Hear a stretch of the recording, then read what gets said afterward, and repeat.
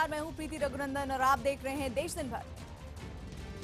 इस वक्त की बड़ी खबर, प्रधानमंत्री नरेंद्र मोदी और बिहार के सीएम नीतीश कुमार के बीच कल मुलाकात होगी। ये मुलाकात दिल्ली में लंच पर होगी। ये लंच मॉरिशस के पीएम के सम्मान में दिया जाएगा। इसमें नीतीश कुमार भी शामिल होंगे।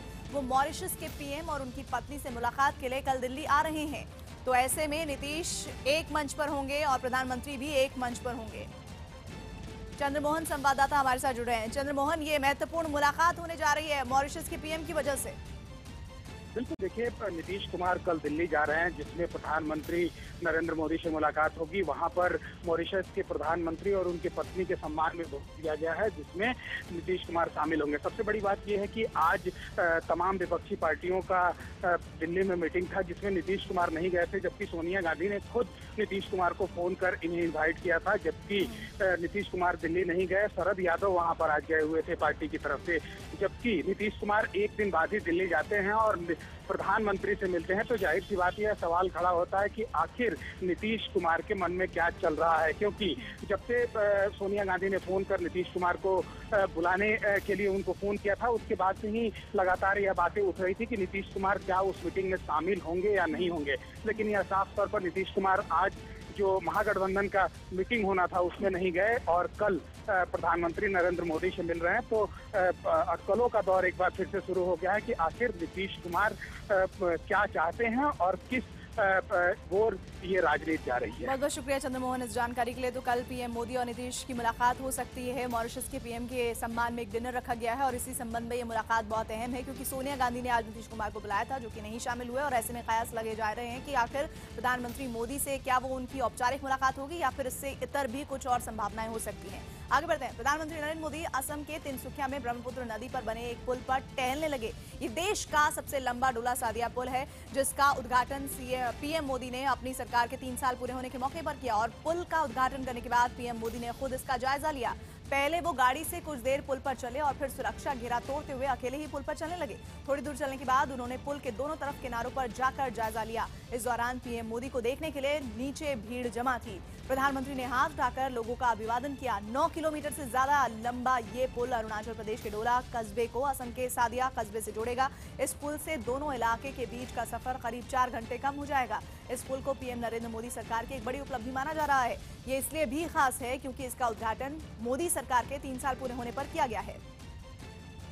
पुल का उद्घाटन करने के बाद पीएम मोदी ने असम के डोला में जनता को संबोधित किया। इस दौरान पीएम मोदी ने कांग्रेस की पिछली सरकार पर भी निशाना साधा। पीएम मोदी ने कहा कि अगर अटल बिहारी वाजपेयी की सरकार रही होती तो ये पुल 10 साल पहले ही पूरा हो गया होता। पीएम मोदी ने इस महापुल को देश के लिए आर्थिक क्रांति बताया और इसका नाम भूपेन हजारिका के नाम पर रखे जाने का ऐलान किया। अगर अटल बिहारी वाजपेयी की सरकार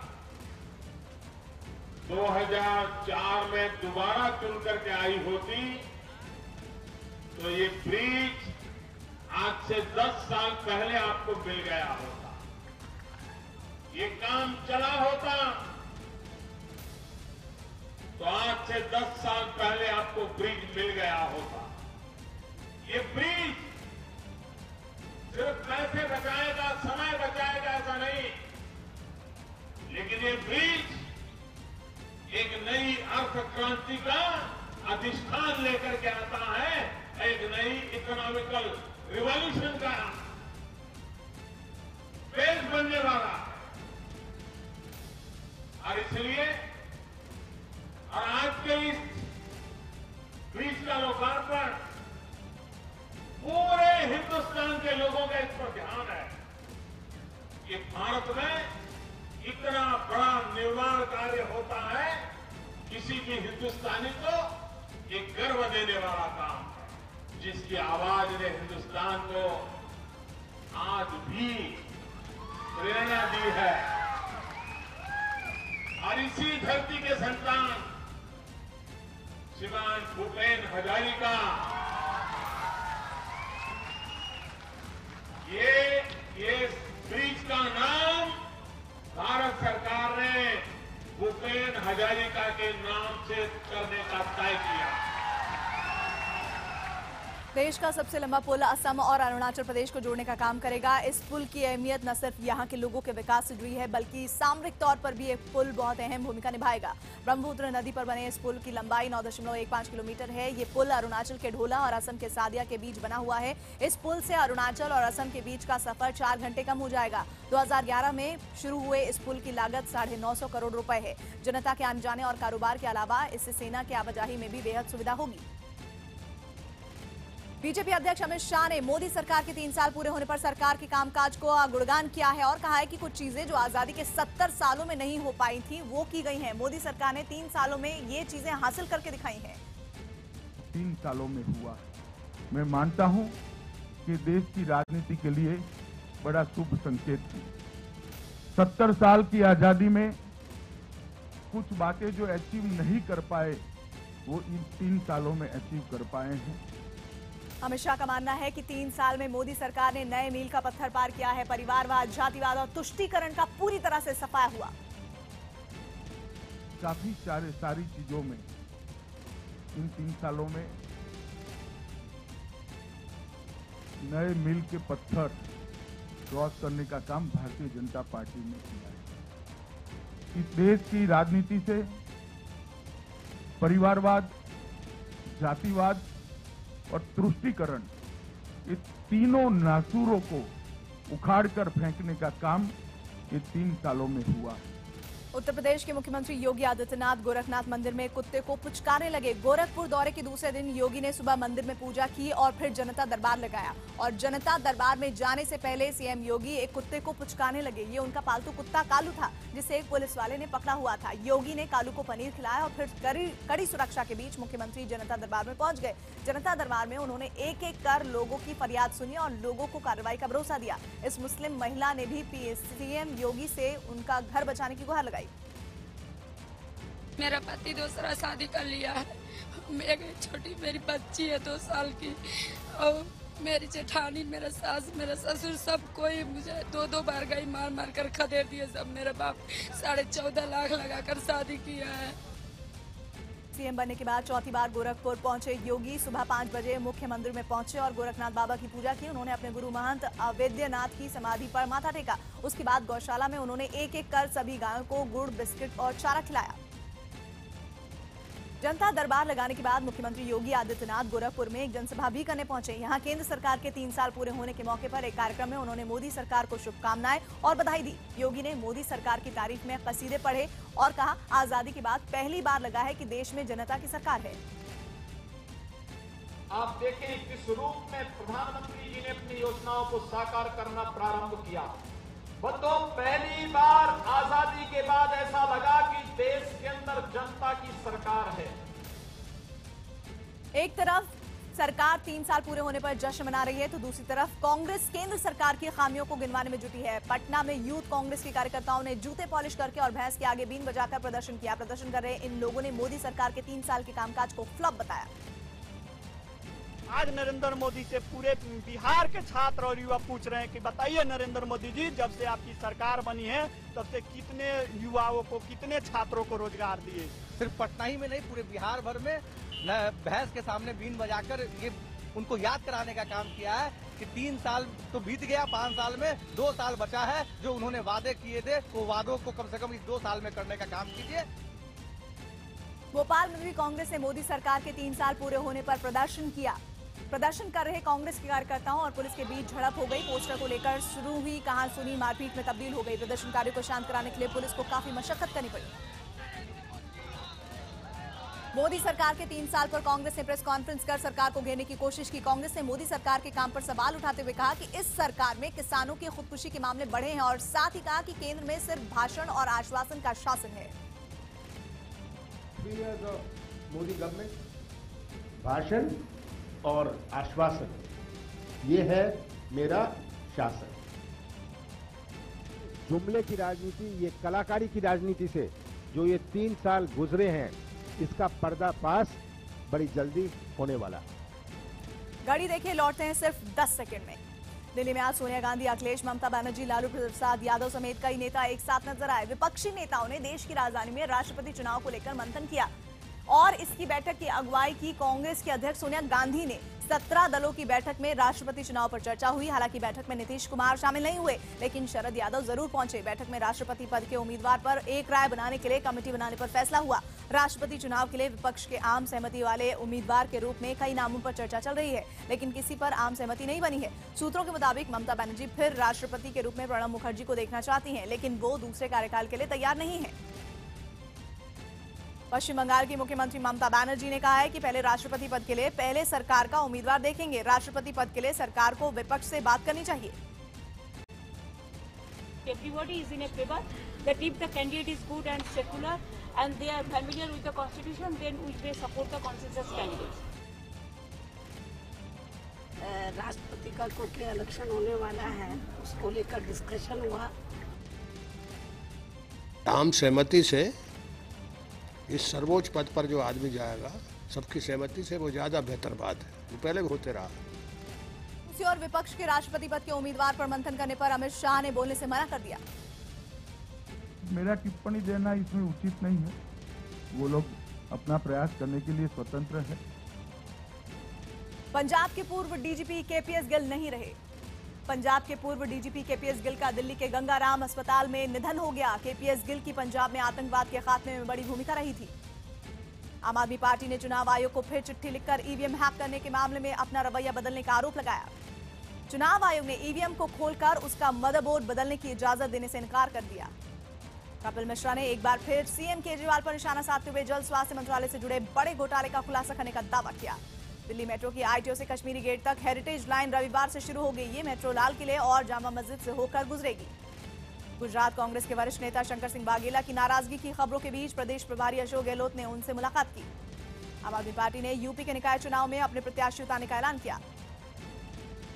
बेंगलुरु में आयोजित कांग्रेस की प्रेस कॉन्फ्रेंस में कर्नाटक के मुख्यमंत्री सिद्धारमैया मंच पर सोते हुए नजर आए। कयूर हसन रिजवी ने राष्ट्रीय अल्पसंख्यक आयोग के चेयरमैन का पद संभाल लिया। खुफिया एजेंसी ने करीब 20 आतंकियों के भारत में दाखिल होने का अलर्ट जारी किया है। अलर्ट के मुताबिक दिल्ली, मुंबई, पंजाब और राजस्थान में आतंकी दाखिल हुए हैं। बीएसएफ ने वाघा सीमा के पास से अब्दुल्ला शाह नाम के एक पाकिस्तानी नागरिक को गिरफ्तार किया है। अब्दुल्ला के पास से पाकिस्तान का पासपोर्ट मिला है, लेकिन उसके पास वीजा नहीं है। असम के तेजपुर से उड़ान भरने के बाद लापता हुए भारतीय वायुसेना के लड़ाकू विमान सुखोई 30 का मलबा मिला है। विमान पर 2 पायलट सवार थे। जम्मू कश्मीर के उरी में सेना ने घुसपैठ की कोशिश कर रहे पाकिस्तान की कुख्यात बॉर्डर एक्शन टीम के 2 जवानों को मार गिराया। सुरक्षा बलों ने आतंकियों की घुसपैठ की कोशिश नाकाम कर दी। सुरक्षा बलों ने मुठभेड़ में 2 आतंकियों को मार गिराया। दिल्ली में अमेरिका की रहने वाली छात्रा ने होटल में रेप का आरोप लगाया है। छात्रा की शिकायत के बाद मर्चेंट नेवी में काम करने वाले शख्स को गिरफ्तार किया गया है। छात्रा स्टडी टूर पर भारत आई थी। और इसी के साथ यहाँ ले रहे हैं एक छोटा सा ब्रेक। जल्द लौटेंगे। देखते रहिए देश दिन भर।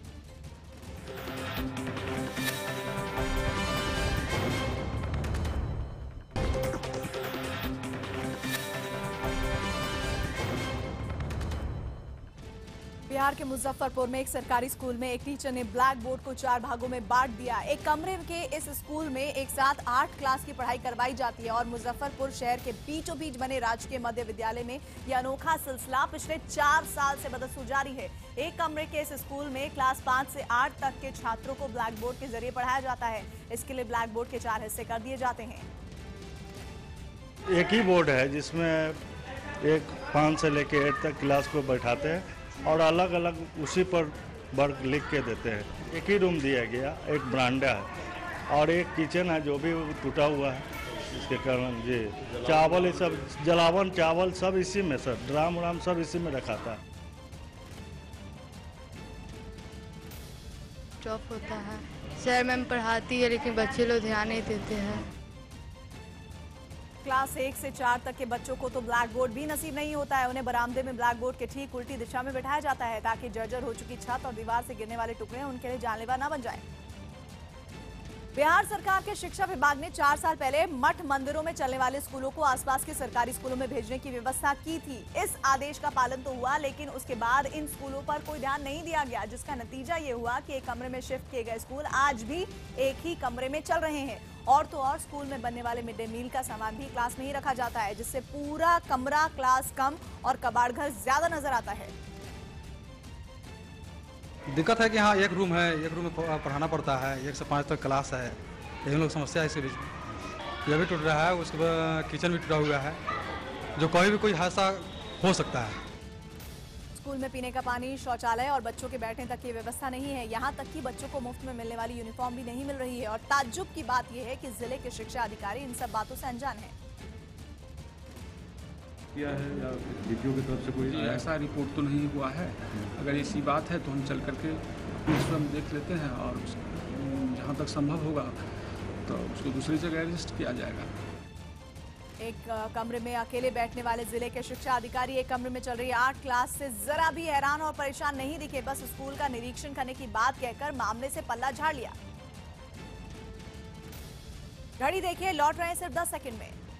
जेवर बुलंदशहर हाईवे पर गैंगरेप, लूट और हत्या के मामले में यूपी पुलिस ने जांच तेज कर दी है। मामले में पुलिस ने 3 लोगों को हिरासत में लिया है और फिर तीनों लोगों को पूछताछ के बाद घटना स्थल पर ले जाया गया। पूरे इलाके के बारे में तीनों लोगों से पूछताछ की गई। दूसरी टीम में शामिल इंस्पेक्टर और 2 सब इंस्पेक्टर जेवर थाने में मौजूद थे, जिनसे पूरी वारदात की जानकारी एसएसपी ने ली। वारदात की कड़ी से कड़ी जोड़ने की कोशिश में जुटी पुलिस ने पीड़ित परिवार से पूछताछ की और टप्पल, पलवल और बुलंदशहर में छानबीन की। पुलिस इलाके में पिछली लूटपाट की वारदात की शामिल गिरोह के बारे में भी पूछताछ कर रही है, जिससे जल्द से जल्द अपराधियों को गिरफ्तार किया जा सके। दूसरी ओर पीड़ित परिवार, जो कल तक आरोपियों को पहचानने की बात कह रहा था, अब अपने बयान से मुकर गया है। न्यूज 18 इंडिया से पीड़ितों ने कहा है कि वो किसी आरोपी को नहीं पहचानती हैं। कल जो भी बयान दिया वो सदमे में होने की वजह से दिया गया। उन्हें कुछ समझ नहीं आ रहा था, जिसकी वजह से पड़ोसियों पर आरोप लगाया था। पीड़ित परिवार ने कहा था कि 2 से 3 बदमाशों की बोली हरियाणवी थी। कल क्या ना क्या मुझे कुछ पता नहीं है, मुझे कुछ पता नहीं है मैंने कल क्या किया। कल आपने कहा था कि चेहरे भी आप पहचानते हैं उनके, जो लोग वहाँ पर आए थे उनको आप पड़ोस के वो लोग हैं, वो लोग आपके हैं, पड़ोसी हैं। आज फिर ऐसा क्या हुआ कि आप कह रहे हैं कि हम नहीं पहचाने? मैं नहीं किसी को पहचानती, मैं जानती भी नहीं, मुझे कुछ पता भी नहीं है। बस हमें तो इंसाफ चाहिए। पीड़ितों ने पहले जिस परिवार पर लूटपाट, हत्या और गैंगरेप का आरोप लगाया था, उस परिवार ने सामने आकर सफाई दी और आरोपों को झूठा बताया। पूछताछ करनी है। हम सारे दिन कल भी थाने में रहे, अस्पताल में भी रहे, शाम को भी बुलाए हमें, क्या नाम है, हम यहीं रहे, अब भी हम यहीं मौजूद हैं। जो भी पूछे आप पूछें। और जेवर मामले पर सियासत भी गर्मा गई है। समाजवादी पार्टी के एक प्रतिनिधिमंडल ने जेवर पीड़ितों से मुलाकात की, पूरी वारदात की जानकारी ली। इसके बाद अब प्रतिनिधिमंडल अखिलेश यादव को अपनी रिपोर्ट देगी।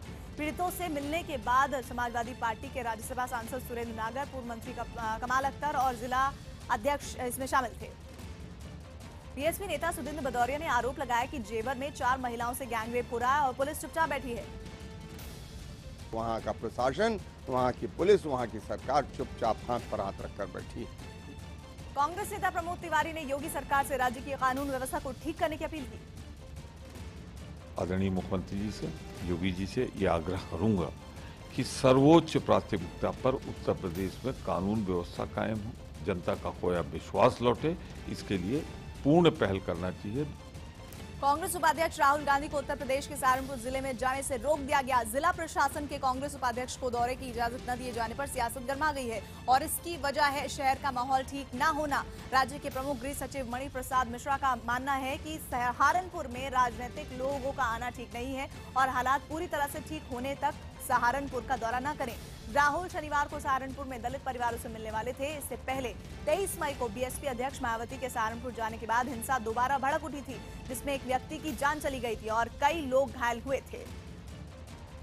जिलाधिकारी से बात करनी पड़ेगी, लेकिन ये निर्णय पहले से लिया जा चुका है कि जब तक यहाँ की स्थिति पूर्णतया शांतिपूर्ण और सामान्य नहीं हो जाती है, तब तक बड़े नेताओं को या बाहर से नहीं आने दिया जाएगा। बीजेपी नेता जीवीएल नरसिम्हा ने राहुल गांधी पर आरोप लगाया कि राहुल गांधी जहां दिक्कत होती है वहां अपनी पार्टी को चमकाना चाहते हैं।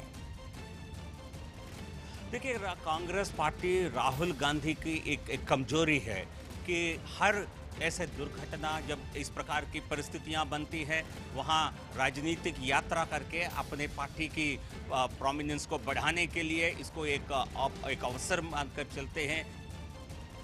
कांग्रेस नेता और पूर्व केंद्रीय मंत्री श्री प्रकाश जायसवाल ने आरोप लगाया है कि हालात नहीं संभाले गए तो और खराब हो सकते हैं।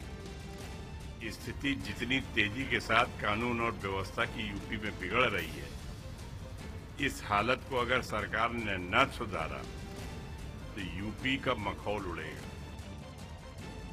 समाजवादी पार्टी नेता रामगोपाल यादव ने आरोप लगाया है कि बीजेपी सरकार आने के बाद राज्य की कानून व्यवस्था खराब हुई है। बीजेपी की मौजूदा सरकार के आने के बाद से लेकर लगातार कानून और व्यवस्था की स्थिति खराब होती जा रही है। पक्ष के आरोपों पर यूपी के डिप्टी सीएम केशव प्रसाद मौर्य ने जवाब दिया है कि जाति के बल पर दल राजनीतिक रोटियां न सेके। अपराधी हैं उनको भी, जो अपराध को बढ़ावा देने की कोशिश कर रहे हैं उनको भी निश्चित तौर से आने वाले समय में जो उद्देश्य लेकर के इस प्रकार की घटनाओं को बढ़ाने की कोशिश की जा रही है वो सब ठीक कर दिया जाए।